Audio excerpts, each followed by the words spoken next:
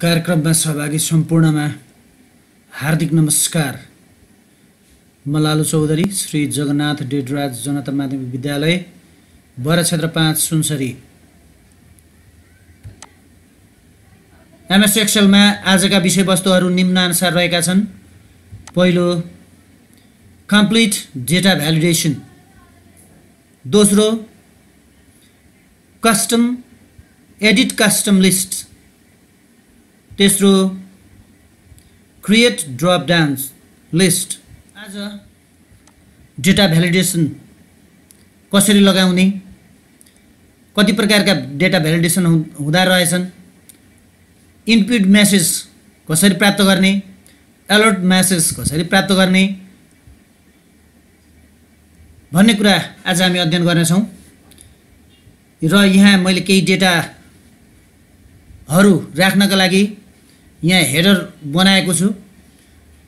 SN अथवा serial number, teachers name, gender, caste, date of birth, age, mobile number, citizenship number, teaching licence number, address र landline number. सबभन्दा पहिले यी डेटाहरूलाई border लगाऊँ र border लगाउनको लागि एसएनमा क्लिक गरेर शिफ्ट कन्ट्रोल र राइट एरो की थिचौँ र त्यस पछाडि डाउन एरो की थिचौँ र यति गरिसके पछाडि सबै 24 सम्म नै सेलेक्ट भएका छन्। मान्यौ हामीसँग 1000 जना छन् अथवा 1000 यहाँ लेखिएको यो नम्बरको लिस्ट 1000 छ भने 1000 नै एकैचोटिमा सेलेक्ट हुनेछन्। र यी 24 जनालाई अब बोर्डरमा राख्दैछौँ। यसको लागि हामी होम ट्याबमा गएर बोर्डर्समा क्लिक गरेर अल बोर्डर्स गर्न पनि सक्दछौँ, अथवा यसो नगरेर हामी अल्ट थिचेर एस थिचेर बी थिचेर ए थिच्दा पनि हामी प्राप्त गर्न सक्दछौँ। सबभन्दा पहिले सेलेक्ट गर्नलाई पहिलो सेलमा राखेर हाम्रो डेटाको पहिलो सेलमा राखेर शिफ्ट कन्ट्रोल र राइट एरो, त्यस पछाडि डाउन एरो थिच्नेछौँ, डाउन एरो, र त्यस पछाडि अल्ट एच बी ए, यसरी एच बी ए थिच्दा यी सबै बोर्डर लाग्नेछन्।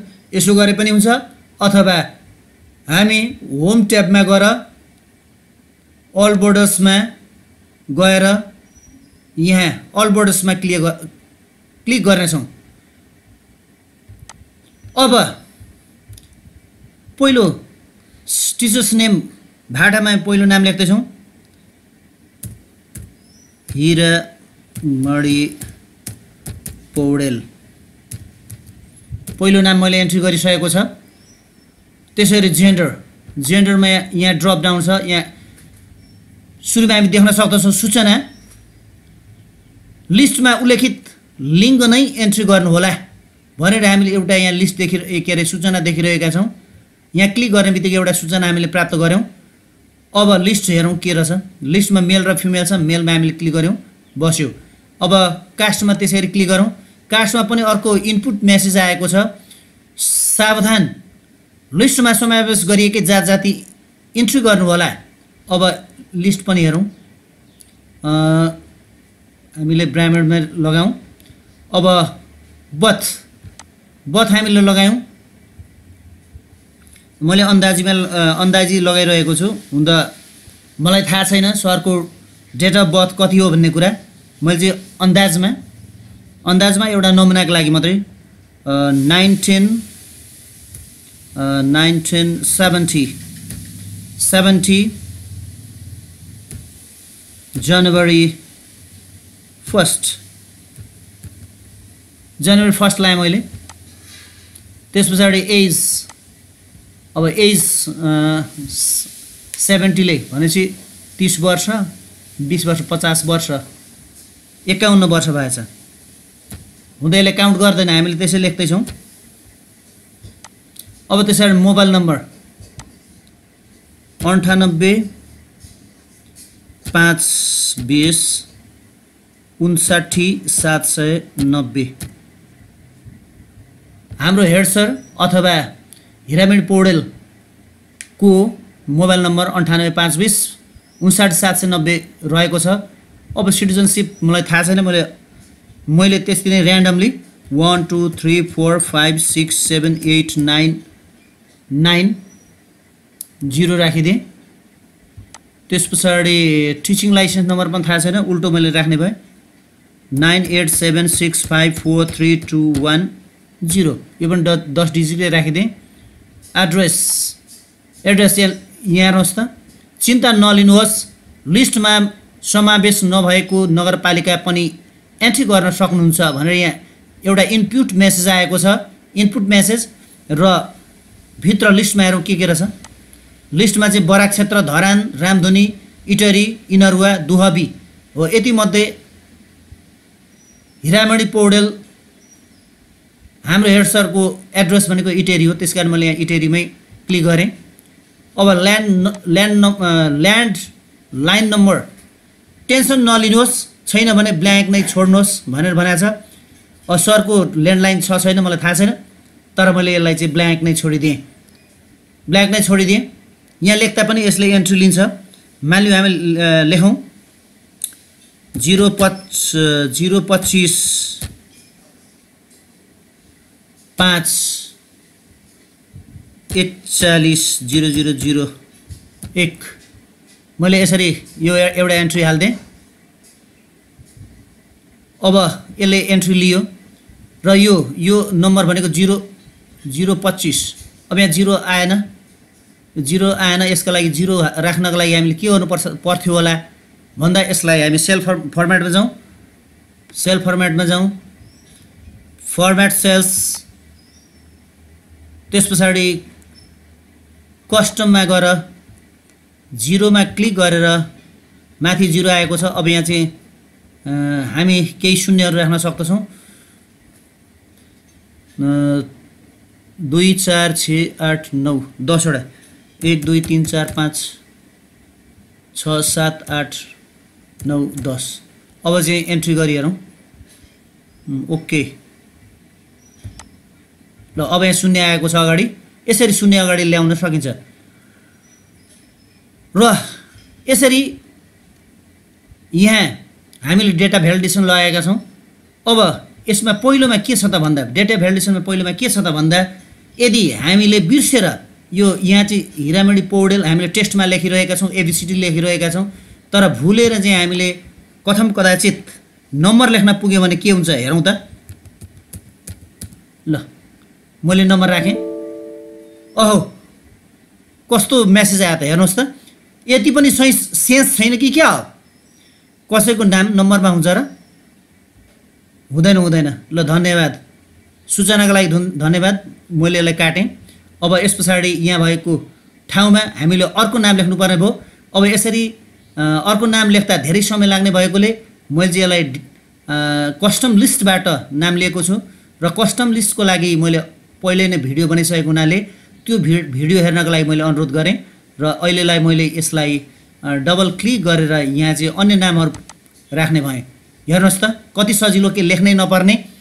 योगराज पौडेल, दिनेश कुमार शाह, विजय पौडेल, अधिकलाल चौधरी, लालु चौधरी, रविकिरण न्युपाने, उपासी राई, भिकन चौधरी, यसरी हाम्रा विद्यालयमा कार्यरत सम्पूर्ण स्थायी साथीहरूको नाम आएको छ। अब मेल फिमेलमा जाउँ। सूचना आएको छ। लिस्टमा उल्लेखित लिङ्ग नै एन्ट्री गर्नुहोला। अब योगराज पौडेल मेल हो, हामीलाई थाहा छ, तर हामीले भुलवश यहाँ चाहिँ अर्थकै लेख्न पुग्यौँ भने, जस्तै BOY बोय भनेर लेख्न पुग्यौँ भने मेसेज कस्तो आउँछ हेर्नुहोस् त। हो र, यस्तो पनि लिङ्ग हुन्छ र भनेर मेसेज आएको छ। ल हजुर, हुँदैन।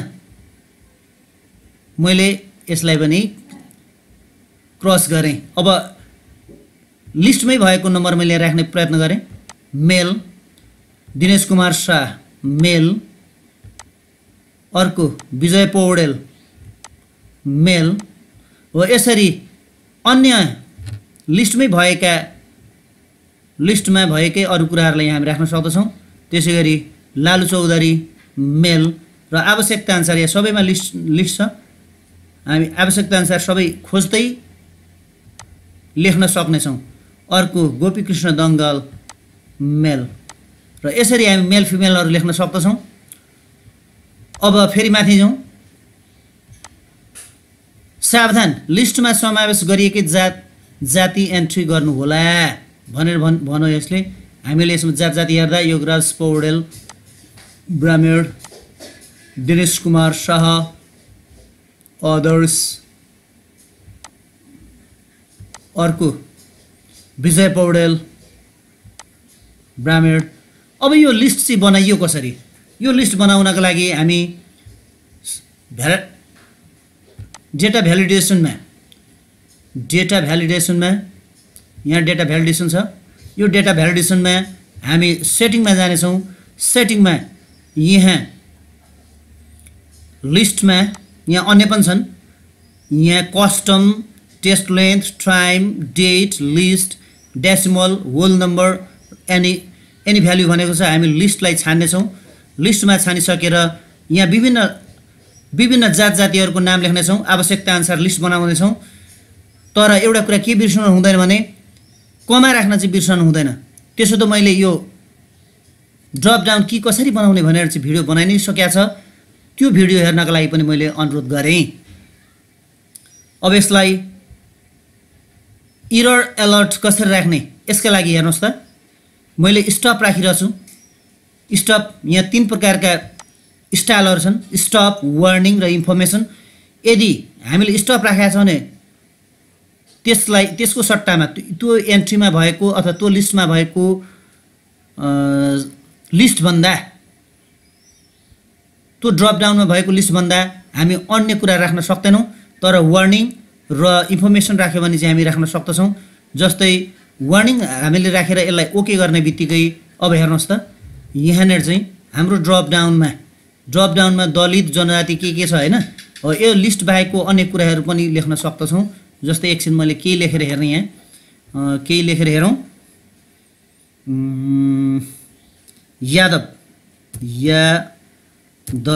यादव भनेर लेखेँ। अधिकलाल चौधरी यादव भनेर लेखेँ।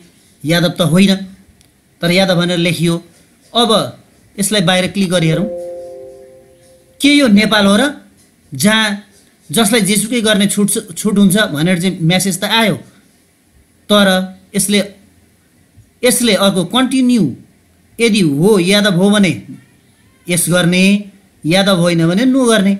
यदि यादव नै हो भनेर चाहिँ हामीलाई यस गर्यो भने त्यो यो एन्ट्री यसले स्वीकार्दछ। हेरौँ है त, यस यसले स्वीकार्यो, यसरी स्वीकार्दछ। त्यही भएर हामी सकेसम्म भ्यालिडेसन लाउँदा हामी स्टप नै लाउनेछौँ, जसले गर्दा अनावश्यक एन्ट्रीहरू नहोस्। यसको लागि फेरि हामी भ्यालिडेसनमै जान्छौँ। भ्यालिडेसनमै गएर अब डेटा भ्यालिडेसनमा जानेछौँ र त्यहाँ यो वार्निङ भनेको ठाउँमा स्टप नै गर्नेछौँ। स्टप गर्दा अन्य कुराहरू चाहिँ हाम्रो डेटामा समावेश हुन सक्दैन। अब यहाँ यादवलाई हटाउन सकिन्छ मजाले। अधिकलाल चौधरी जनजाति, यसरी जनजाति राख्न सक्यो। अब चाहिँ यादव राखी हेरौँ त। लालु चौधरी, यहाँ चाहिँ यादव राखेर हेरौँ। लालु यादव लालु यादव भनेर यहाँ मैले राखेँ।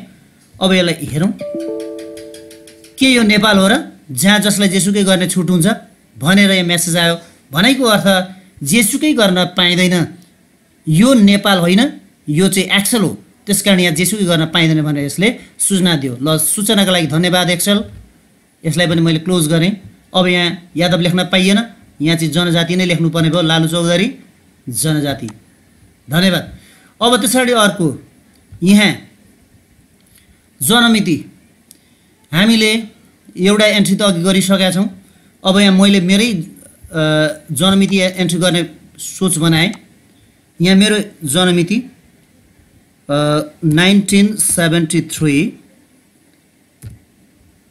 अप्रिल 17।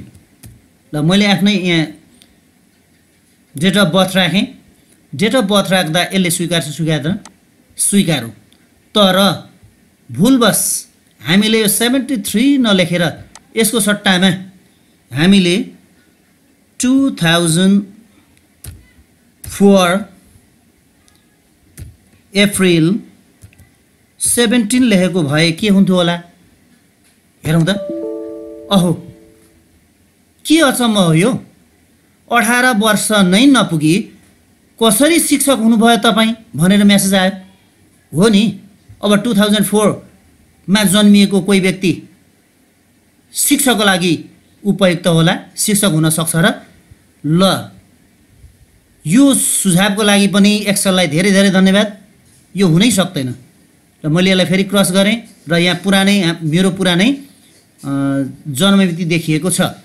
अब अर्को मैले अरूलाई हेरिनँ, मैले मेरै डेटाहरू राख्दै जाँदैछु। एज मेरो एज अहिले 48 वर्ष पुरा भएको छ। अब 48 वर्ष 48 अब यसलाई यही कुरालाई मैले यहाँ लेख्ने भएँ। FORTY 40 EIGST 48। अब यसको इनपुट मेसेज पहिले हेरौँ त। अनुरोध, कृपया अङ्कमा लेख्नुहोस्। तर मैले भुलवश अक्षरमा लेख्न पुगेँ भने त्यस्तो अवस्थामा के हुन्छ होला हेरौँ न। होइन, के भएको? इनपुट मेसेज पढ्ने ढङ्ग पनि छैन कि कसो हो? ल, सुझावका लागि धन्यवाद एक्सेल। अङ्कमा पनि लेख्न आउँछ, हामी अङ्कमै लेख्छौँ। 48 इयर्स 40 इयर्स। अब हेरौँ त, स्वीकार्छ स्वीकार्दैन? ल, यसले स्वीकार्यो। अब मोबाइल नम्बर पनि मैले यहाँ राख्ने भएँ। मोबाइल नम्बर पनि मैले मेरो आफ्नै राख्ने भएँ।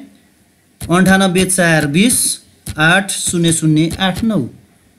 Be careful. इनपुट मेसेज पढौँ त पहिले। बी केयरफुल, यहाँ इनपुट मेसेज देखिएको छ। Be careful, enter your mobile number carefully. मैले यो नम्बर राखेको छु, तर भुलवश मैले अर्को एउटा 9 पनि थिचेछु। यसरी भुलवश एउटा 9 थिचेर 11वटा डिजिट भएमा त्यस बेलामा कस्तो मेसेज आउने रहेछ हेरौँ न त।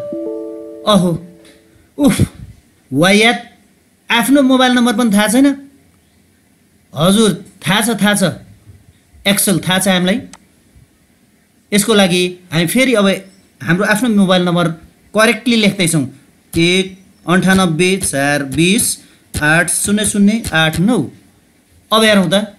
ल, स्वीकारेको छ, एक्सेलले स्वीकारेको छ। अर्को सिटिजनसिप नम्बर एउटा एन्ट्री माथि भइसकेको छ। त्यसो त अरू साथीहरूको पनि एन्ट्री यहाँ गर्नु पर्थ्यो, तर यो समयको अभावले गर्दा भिडियो लामो हुने भएकोले मैले एन्ट्री गरिनँ। यो एउटै उदाहरणबाट स्पष्ट हुन्छ भन्ने मलाई विश्वास छ।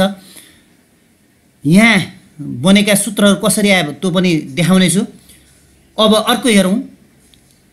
सिटिजनसिप 1 2 3 4 5 6 7 8 9 0। मैले सिटिजनसिप नम्बर लेखिसकेको छु, तर यो सिटिजनसिप नम्बर माथिको हिरामणि पौडेल सरको सिटिजनसिप नम्बरसँग ठ्याक्कै मिलेको छ। हो, यस्तो अवस्थामा के भन्छ होला हेरौँ। यहाँ चाहिँ इनपुट मेसेज हेरौँ। होसियार, अर्काको नागरिकता नम्बर एन्ट्री गरिएला। होसियार, अर्काको नागरिकता नम्बर एन्ट्री गरिएला भनेर मेसेज दिइरहेको छ। र पनि भुलवश यसरी कसैको नम्बरसँग मिलेमा के हुँदो रहेछ हेरौँ न। अहो, अब त सुध्र यार, यो नागरिकता नम्बर पहिले नै एन्ट्री भइसकेको छ। हो र हजुर? ल, त्यसो भए यसको सट्टा चाहिँ अर्को नागरिकता नम्बर यहाँ लेख्नुपर्ने भयो। आफ्नो हेरेर आफ्नो नागरिकता नम्बर लेख्नुपर्ने भयो। अर्को त्यसै गरी टिचिङ लाइसेन्स नम्बर पहिले नै 9876543210। यो नम्बर पहिले नै एन्ट्री भइसकेको छ र मैले फेरि पनि एन्ट्री गरेँ। यसरी एन्ट्री हुँदा के भन्दो रहेछ हेरौँ न त। विनम्र अनुरोध, इनपुट मेसेजमा भनिएको छ, विनम्र अनुरोध कृपया नदोहोरिने गरी अध्यापन अनुमति पत्रको नम्बर लेख्नुहोला। तर मैले यहाँ फेरि पनि त्यही नम्बर लेखेँ। अब हेरौँ त कस्तो मेसेज आउने रहेछ। अहो, चोरेर ल्याएको हो कि क्या हो? टिचिङ लाइसेन्स नम्बर पनि कसैकोसँग मिल्छ र भने? मिल्दैन हजुर, ल मिल्दैन। सुझावको लागि धन्यवाद एक्सेल महाराज। यसलाई पनि मैले यतिकै छोडेँ। अब अर्को हेरौँ। यो चाहिँ चिन्ता नलिनुहोस्, इनपुट मेसेज पढौँ। चिन्ता नलिनुहोस्, लिस्टमा समावेश भएको नगरपालिका पनि एन्ट्री गर्न सक्नुहुनेछ। हो, अब यहाँ हेरौँ। यसमा चाहिँ सुनसरी जिल्लाका नपाहरू बरा क्षेत्र, धरान, रामधुनी, इटरी, इनरुवा र दुहबी यहाँ हामीले लेखेका छौँ। यसका अतिरिक्त टाढा टाढाबाट पनि शिक्षकहरू यहाँ लिस्टमा नभएको नगरपालिका भएमा त्यस्तो अवस्थामा के हुन्छ होला हेरौँ। यसको लागि मैले यही लिस्टमा, त्यसो त मेरो नगरपालिका, गृह नगरपालिका भनेको बरा क्षेत्र नै हो, तर मैले यहाँ काठमाडौँ लेखेँ भने के हुन्छ होला?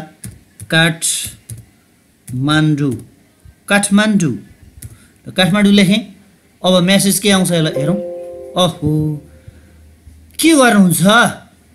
यो लिस्टमा तपाईँको नगरपालिकाको नाम छैन त, तर यसले अप्सन पनि दिइरहेको छ तल। यसले हामीलाई रोकेन, यसले हामीलाई सावधान मात्रै गरायो। यस्तो अवस्थामा यदि हामीले नो गर्यौँ भने यो एक्सेप्ट हुने छैन, एक्सेप्ट भएन। तर हामीले यस गऱ्यो भने यो एक्सेप्ट हुन्छ। लु, एक्सेप्ट भएको छ, यसरी एक्सेप्ट हुन्छ। अर्कोमा त हामीले केही राखेकै छैन, त्यस कारण यसमा चाहिँ राखे पनि ठिक छ, नराखे पनि ठिक छ। अब यी डाटा भ्यालिडेसनमा कसरी यी डाटा भ्यालिडेसनहरू लगाइए भन्ने सवालमा अब हाम्रो पहिलोमा आउँदा जस्तो यहाँ हामीले अङ्क लेख्न पाइनौँ अथवा नम्बर लेख्न पाइनौँ। यसको लागि डाटा भ्यालिडेसन कस्तो लगाउनु पर्छ होला? यसका लागि हामी डाटा भ्यालिडेसनमा जाउँ। त्यस पछाडि डाटा भ्यालिडेसनमा र अब यहाँ पहिले सेटिङमा हेरौँ। सेटिङमा कस्टममा जानेछौँ, एलोभित्र कस्टममा जानेछौँ। Any value, whole number, decimal, list, date, time, text length र कस्टम भनिएको छ। कस्टममा जानेछौँ। कस्टममा गइसकेपछि फर्मुलामा, यहाँ फर्मुला बार देखिनेछ। फर्मुला बारमा हामी is equal to is text, ISTEXT is text गरेर त्यस पछाडि यहाँ क्लिक गर्नेछौँ। यो टिचर्स नेम भएको ठाउँमा क्लिक गर्नेछौँ र ब्र्याकेट बन्द गर्नेछौँ र इज इक्वल टु ट्रु लेख्नेछौँ। त्यस पछाडि सँगसँगै यतापट्टि हामी इनपुट मेसेज पनि लेख्न सक्दछौँ र इरर अलर्ट पनि लेख्न सक्छौँ। इरर अलर्टमा लेख्नका लागि हामीले गुगल इनपुटलाई